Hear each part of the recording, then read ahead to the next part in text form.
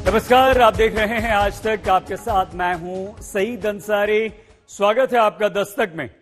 आज दस्तक उस खतरे पर कि क्या कुछ समय पहले देश की अर्थव्यवस्था को भी कोरोना लग गया था। जब जीडीपी -24% तक पहुंच गई थी तो लोग सोचते थे कि ऐसा ही हो गया है, लेकिन अक्टूबर का महीना अर्थव्यवस्था के लिए खुशियां लेकर आया। जीएसटी कलेक्शन में जबरदस्त उछाल हुआ, ऑटो सेक्टर ने बिक्री के रिकॉर्ड्स तोड़े, डीजल पेट्रोल की बिक्री कोरोना से पहले दौर में लौट आई। तो क्या अर्थव्यवस्था की वैक्सीन मिल गई?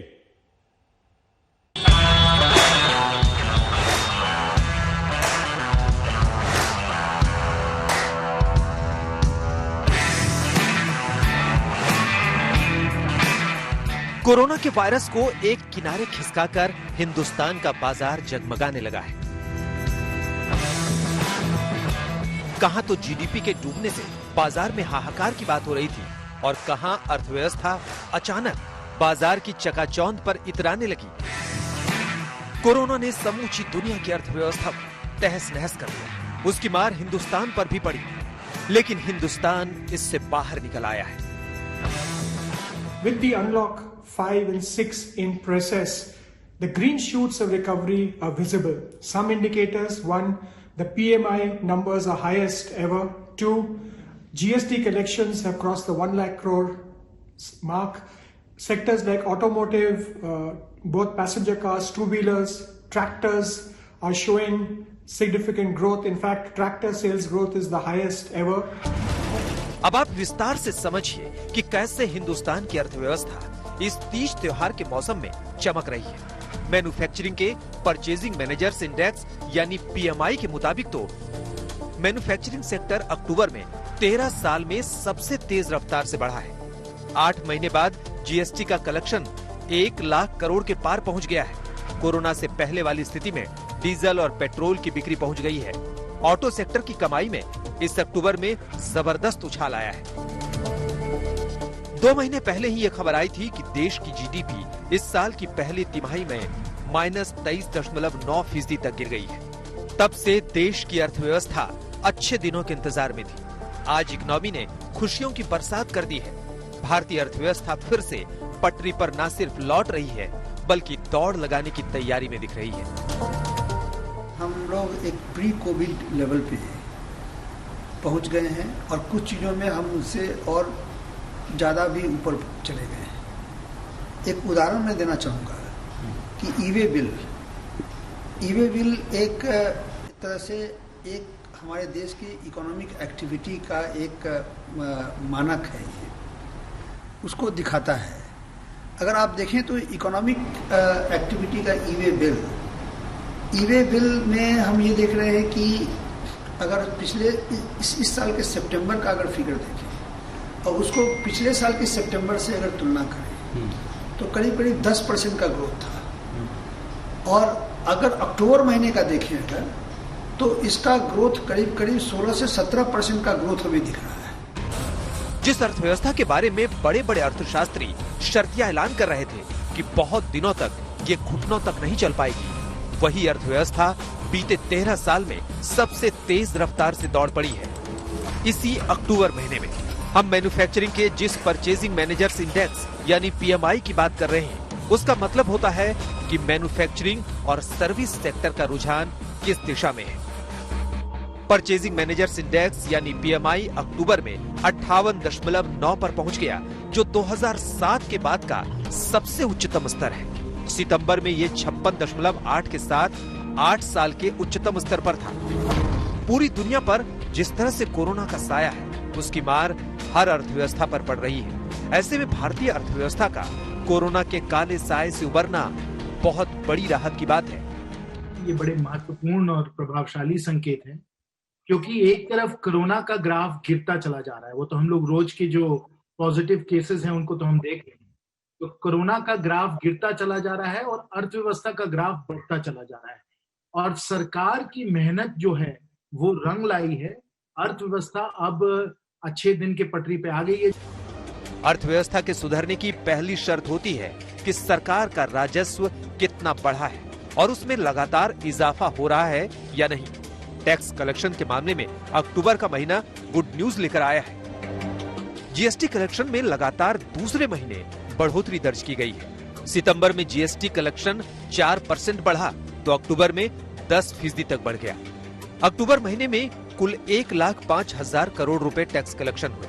गुड्स के ट्रांसपोर्ट के लिए जरूरी ई वे बिल भी अक्टूबर में 21% बढ़े हैं। 50,000 से ज्यादा कीमत के सामान को निकालने के लिए जरूरी इन बिल्स की संख्या भी प्री कोविड स्तर पर आ गई है। इसके साथ ही ऑनलाइन भुगतान भी तेजी से बढ़े हैं। ये आंकड़े गवाही दे रहे हैं कि अर्थव्यवस्था में सुधार की अब भरपूर गुंजाइश दिखने लगी है। ई-वे बिल में करीब 16 से 17% का ग्रोथ दिख रहा है और जीएसटी के का भी अगर आप फिगर्स देखें तो सितंबर महीने में भी जो कलेक्शन हुआ वो पिछले साल के सितंबर महीने से ज़्यादा था। इसी तरीके से अक्टूबर महीने का भी ग्रोथ अगर हम देखें तो अक्टूबर महीने का भी ग्रोथ जो है पिछले साल के अक्टूबर के ग्रोथ से ज़्यादा है। अगर इन सब आंकड़ों को हम देखें तो हमें लगता है कि जो कोविड का जो इम्पैक्ट था अब वो धीरे धीरे कम हो रहा है। अर्थव्यवस्था की बेहतरी की दूसरी उम्मीद ऑटो सेक्टर ने जगाई है। कार और टू व्हीलर्स बाजार में ज्यादातर कार और टू व्हीलर कंपनियों की बिक्री दोहरे अंकों में उछल गई है। इसी के साथ ट्रैक्टर की बिक्री में भी अक्टूबर में तेजी दर्ज की गई। कारों की बिक्री की बात करें तो अक्टूबर में सबसे ज्यादा टाटा मोटर्स की बिक्री 79% हुई है। किया मोटर्स की बिक्री 64% तक गई। मारुति की बिक्री 18% हुई तो हुंडई की बिक्री 13.2% तक। इसके अलावा टू व्हीलर्स बनाने वाली कंपनियों ने तो अक्टूबर में बिक्री के तमाम रिकॉर्ड तोड़ दिए। हीरो मोटोकॉर्प ने अक्टूबर में 8 लाख दोपहिया बेचकर अब तक की सबसे बड़ी बिक्री का रिकॉर्ड बनाया। वहीं बजाज ने भी 5.12 लाख यूनिट्स के साथ सबसे ज्यादा बिक्री का रिकॉर्ड बनाया। वहीं टीवीएस मोटर्स ने भी 22% ज्यादा बिक्री अक्टूबर में ही की है। मैन्युफैक्चरिंग सेक्टर में आए इस उछाल से अर्थशास्त्रियों को लगता है कि अर्थव्यवस्था पटरी पर लौट आएगी। जुलाई अगस्त से हम लोग फिर लॉकडाउन को खोलने लगे और सितंबर और अक्टूबर के जो आंकड़े आ रहे हैं उसमें यही लग रहा है कि बहुत सारे क्षेत्रों में अब तेजी आ रही है। जैसे आप देखेंगे रेल फ्रेट उसके और फिर इलेक्ट्रिसिटी कंजम्पशन, गाड़ियों की बिक्री, सभी में अभी लग रही है कि तेजी आ रही है। कुछ क्षेत्र ऐसे भी हैं जो पिछले वर्ष के मुकाबले अब पॉजिटिव टेरिटरी में भी चलेंगे। अर्थव्यवस्था के पटरी पर लौटने ही नहीं बल्कि दौड़ने के संकेत पेट्रोल और डीजल की बिक्री में हुई जबरदस्त वृद्धि है। पेट्रोल तो पहले ही प्री कोविड स्तर तक पहुंच गया था, लेकिन अक्टूबर में डीजल की बिक्री भी कोरोना के पहले के स्तर तक पहुंच गई है। अक्टूबर में डीजल की बिक्री 6.6% बढ़कर 61.7 लाख टन पर पहुंच गई है। पेट्रोल की बिक्री अक्टूबर में पिछले साल के इसी महीने के 22.9 लाख टन से बढ़कर 23.9 लाख टन पर पहुंच गई है। लेकिन क्या सरकार डीजल पेट्रोल की कीमत बढ़ाने वाली भी है? इस पर अर्थशास्त्री नहीं बोलते, लेकिन ये जरूर कह रहे हैं कि फिलहाल तो हालात बेहतर दिख रहे हैं। किसी भी क्षेत्र में देख लें, चाहे वो पेट्रोल और डीजल की बिक्री हो, चाहे वो गाड़ियों की बिक्री हो, मोटरसाइकिल की बिक्री हो, कंजम्पशन हो। अभी हम हजारीबाग में बात कर रहे थे, अपने जो यहाँ कई बड़े बड़े जो दुकानदार हैं उनसे हमने पूछा कि अभी जो दशहरा दुर्गा पूजा हुआ है उसमें कैसी आपकी बिक्री रही है। उन्होंने कहा कि नहीं, बहुत ही अच्छी बिक्री रही, पिछले सालों से बेहतर बिक्री हुई है। और अब जो हम लोग स्टॉक बढ़ा रहे हैं दिवाली और छठ की पूजा के लिए जो हम लोग तैयारी कर रहे हैं, इसमें हमें पूरा विश्वास है कि मार्केट में, बाजार में और भी बिक्री होगी। नरेंद्र मोदी जिंदाबाद। कहते हैं कि जब मुश्किल घड़ी हो तो मुश्किल फैसले भी लेने पड़ते हैं। प्रधानमंत्री नरेंद्र मोदी ने कोरोना काल में ही कहा था कि मन में ठान ले तो आपदा में भी अवसर मिल जाता है। वही अवसर अब सबूत बन गया है। इतनी बड़ी आपदा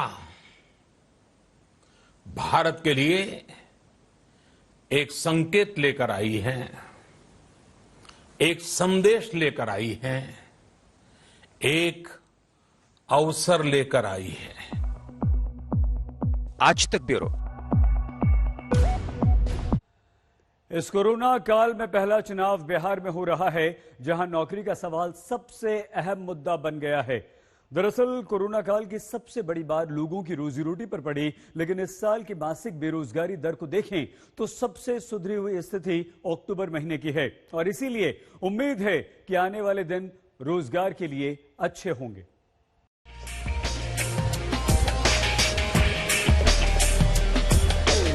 त्योहार का जोश इतना है कि कोरोना के खतरे के बीच भी बाजार में जबरदस्त रौनक है।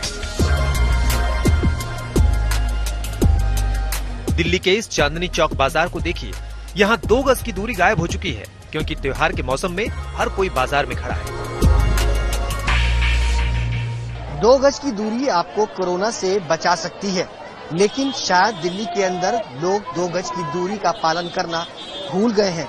वो भी तब जब दिल्ली के अंदर कोरोना के मामले आए दिन 5000 से ज्यादा आ रहे हैं। दिल्ली का सदर बाजार एशिया का सबसे बड़ा बाजार है, जहां करीब 40,000 दुकानें हैं और दुकानों से रोजाना 2 लाख लोग कारोबार करने के लिए यहाँ आते हैं।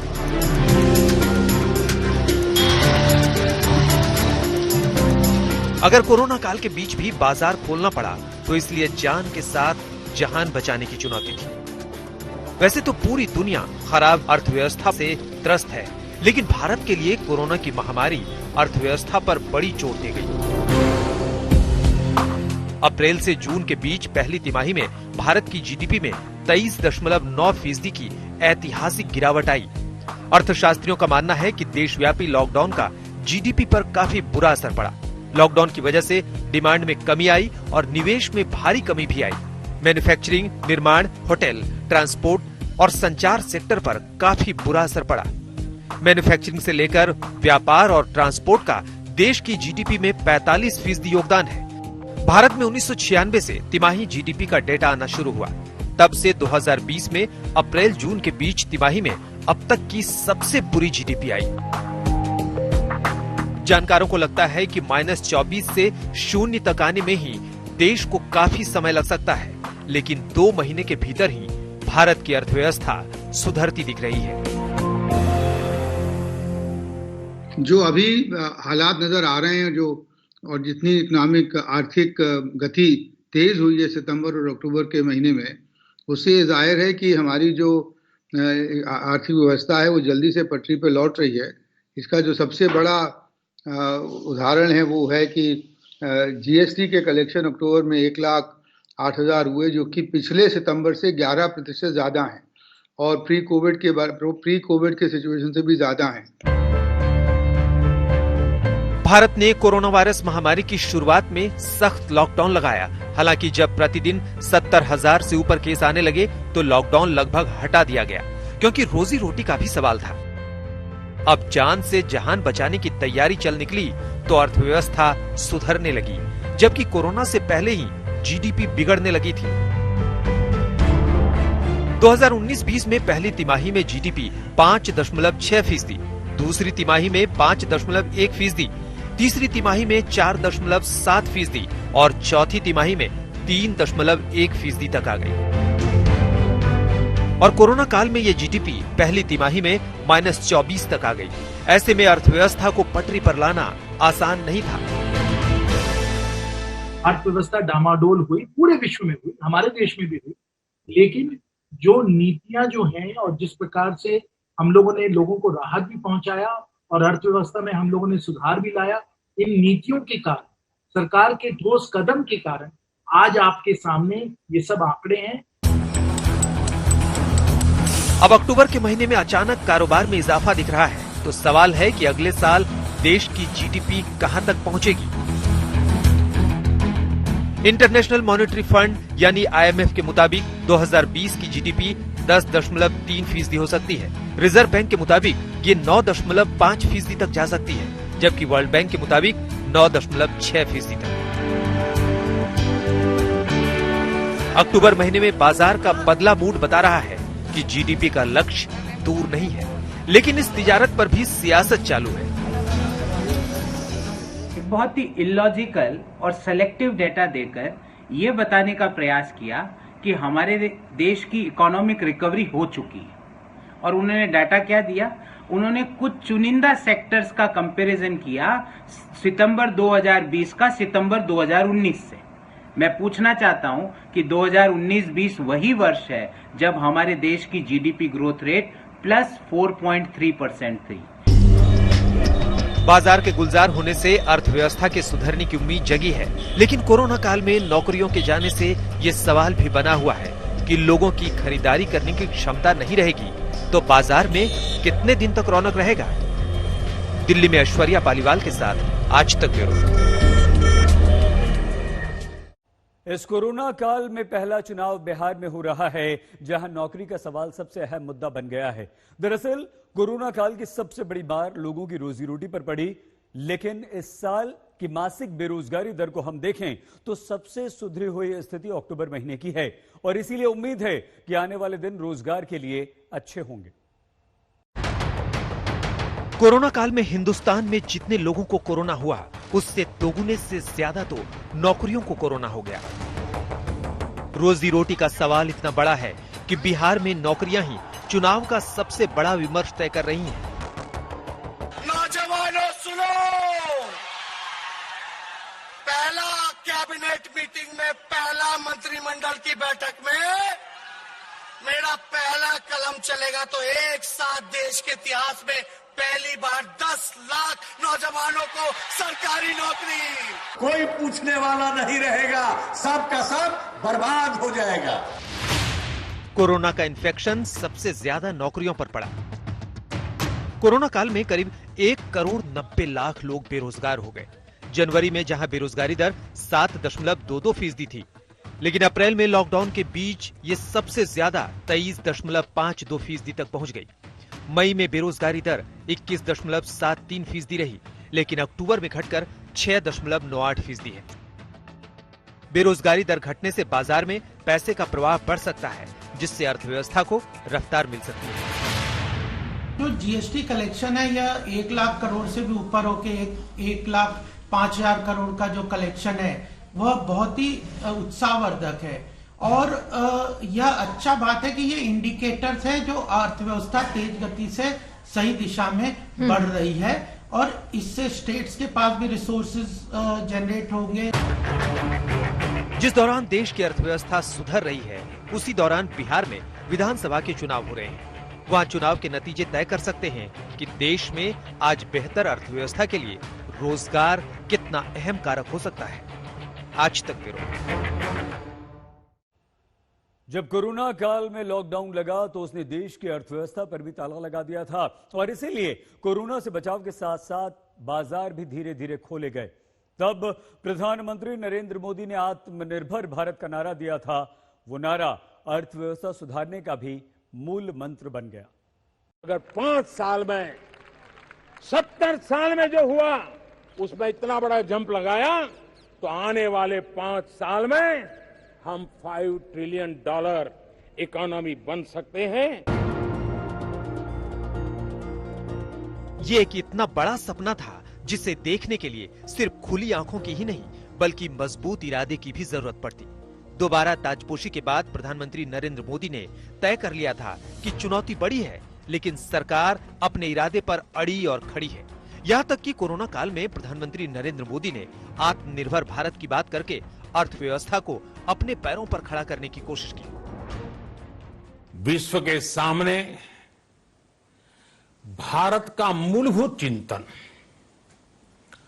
आशा की किरण नजर आता है। भारत की संस्कृति, भारत के संस्कार उस आत्मनिर्भरता की बात करते हैं जिसकी आत्मा वसुधैव कुटुंबकम है। $5 ट्रिलियन यानी $5 खरब की अर्थव्यवस्था बनाने के लिए सरकार के स्तर पर कई प्रयास भी हुए। इसी साल मार्च में सरकार ने प्रधानमंत्री गरीब कल्याण योजना के लिए 1.70 लाख करोड़ खर्च करने का ऐलान किया ताकि संकट के दौर में गरीबों की मदद की जा सके। मई में 20.97 लाख करोड़ रुपए के आत्मनिर्भर भारत पैकेज का ऐलान किया गया था। सरकार ने बड़ी सरकारी कंपनियों को पूंजीगत खर्च बढ़ाने और दिसंबर 2020 तक 75% हिस्सा खर्च करने को भी कहा है। पिछले अक्टूबर में ही सरकार ने मांग बढ़ाने के लिए सरकारी कर्मचारियों के लिए स्पेशल LTC कैश स्कीम चलाया, जिसमें अपने एलटीसी की तय रकम पाने के लिए उसके तिगुना रकम खर्च करना होगा। आज जिस तरह अर्थव्यवस्था में उछाल आया है, उससे प्रधानमंत्री नरेंद्र मोदी के आत्मनिर्भर भारत के सपने को बल मिलेगा। सरकार ने इसके लिए छोटे और कुटीर उद्योगों पर जोर दिया, गरीबों और किसानों पर विशेष जोर दिया ताकि ग्रामीण अंचल में व्यवस्था सुधरे। इसके लिए एग्री इंफ्रास्ट्रक्चर फंड के तहत मदद की गई। 2021 से मार्च 2022 होगा तो उसमें मुझे तो उम्मीद है कि कम से कम 8-9% की बढ़त होगी हमारी अर्थव्यवस्था में, और ये दुनिया में सारे शायद सभी देशों से ज्यादा हो या कम से कम उन अर्थव्यवस्थाओं के साथ हो जिनकी ग्रोथ इतनी हो सकती है। क्योंकि हमने जो इतने इन पिछले 6 महीनों में जितने हमने सुधार के कदम उठाए हैं, उनसे एक बड़ी सुदृढ़ नींव डाल दी है अपनी आर्थिक गति को तेज करने के लिए। राजीव जी ने जीडीपी का यहां पर जिक्र किया है, लेकिन जीडीपी में हमने जो गिरावट देखी थी, क्या वो 2020-21 में उस गिरावट से हम उबर पाएंगे, और वो कौन से ऐसे क्षेत्र हैं जिसमें हम तेजी से आगे बढ़ पाएंगे? क्या वो एफडीआई हो सकता है? देख, कोरोना चल रहा है या आप कह रहे हैं, मगर कोरोना की जो पीक है वो तो सितंबर में 97,000 के हटके अब बहुत नीचे आ गई है, और हमें ये मानना चाहिए कि ये जो है वो अब धीरे धीरे और मध्यम होती ही जाएगी। और इसलिए जो हमारी जो बढ़ोतरी है वो मुझे लगता है कि सभी क्षेत्रों में होगी। शायद सर्विस सेक्टर्स में थोड़ी कम हो, क्योंकि उसमें असर कोरोना का बहुत ज़्यादा पड़ गया था, जैसे कि एंटरटेनमेंट है या हॉस्पिटैलिटी है या टूरिज्म वगैरह है। मगर कृषि क्षेत्र और उत्पादन, मैन्युफैक्चरिंग उद्योग और कुछ हद तक हमारे जो नए स्टार्टअप्स हैं, उनमें हमारी गति मुझे पूरा यकीन है कि काफी तेज रहेगी। 2-3 सेक्टर्स का यहां पर आप जिक्र कर रहे हैं, तो अगर इन तमाम सेक्टर्स में हम आगे बढ़ते हैं धीरे धीरे, तो क्या हम ये कह सकते हैं कि दुनिया में भले ही मंदी रहे, लेकिन हम सफल हो पाए हैं अपनी अर्थव्यवस्था को पटरी पर लाने में और फिर से रिवाइव कर पाए हैं उसे? नहीं, बहुत चीजें की है ना हमने। तो जैसे कि प्रधानमंत्री ने कहा कि इस आपदा को हमने तो अवसर के रूप में बदल दिया, कि हमने एफडीआई में जो है वो 100% एफडीआई कई क्षेत्रों में आने की अनुमति दे दी और ऑटोमेटिक रूट से दे दी। डिफेंस प्रोडक्शन में भी इसकी बात हो गई। जो हमारे जो लेबर लॉज हैं वो हमने बहुत बड़ी तरीके से तब्दील करी है उनकी, कि अब 300 लोग जिनके वर्कर्स हैं, जिनके वर्कर्स हैं, उनको अब सरकार से इजाज़त लेने की ज़रूरत नहीं है कि वो उनको हटाएं कि नहीं हटाएं। कॉन्ट्रैक्ट वर्कर्स वो अपने लगा सकते हैं, जिससे कि अगर सीजन में उनको ज़रूरत ज़्यादा पड़े तो वो बढ़ा के फिर उनकी कम कर सकते हैं। और यही वजह है कि हमारी अर्थव्यवस्था जो है वो पटरी पर लौट रही है। आने वाला जो समय है वो अर्थव्यवस्था के लिहाज से बहुत अच्छा है, और इसीलिए हम कह रहे हैं कि कोरोना काल में अर्थव्यवस्था को वैक्सीन मिल गई है। दस्तक में आज के लिए बस इतना ही। अपना बहुत ख्याल रखिएगा। देखते रहिए आज तक।